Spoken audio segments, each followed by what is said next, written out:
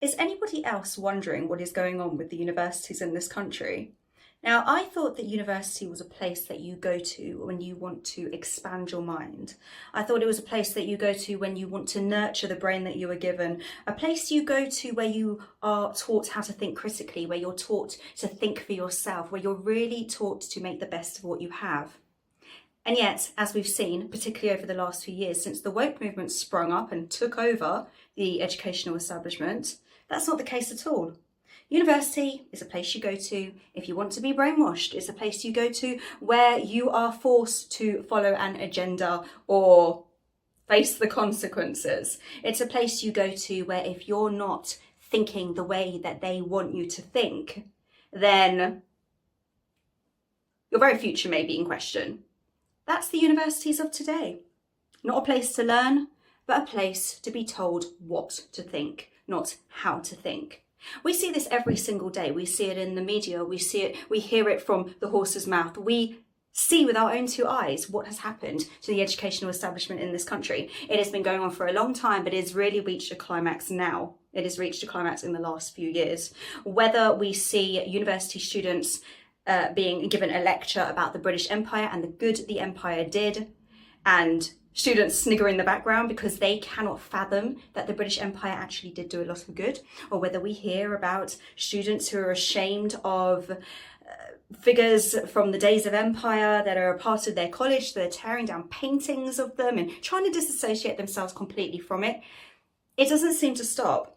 And the latest one that we have heard now is Magdalen College in Oxford University, which has decided to replace St. George's Day celebrations with Ramadan celebrations instead.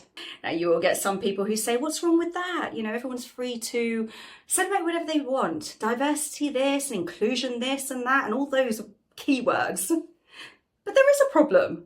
Of course there's a problem. The college has decided to replace an English tradition with an Islamic celebration.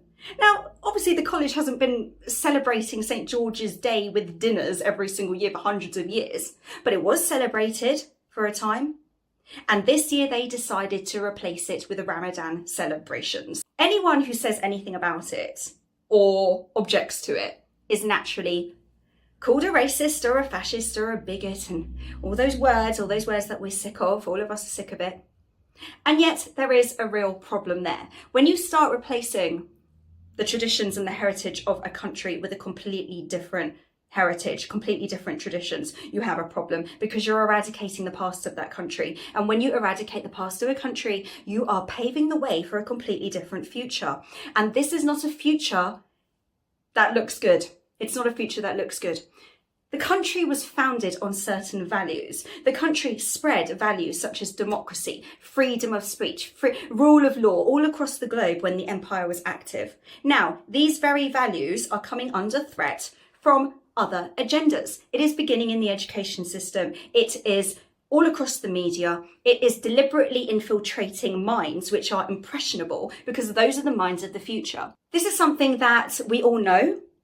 It's something that we all want to be able to say out loud, but we feel we can't because if we do, then we're labelled racist and fascist. And these are the words that are shutting people down. This is the reason why we all feel we're strangled. It doesn't matter whether it's people like us. It doesn't matter if it's politicians. It doesn't matter if it's people in the media. Everyone is in the same position where they feel they can't say anything for fear of being called a racist. But the real question is, who is calling us these words? Who are the people whose opinion is so important that we're even worried anymore about being called racist, fascist, bigots, and all those ridiculous words? Who cares?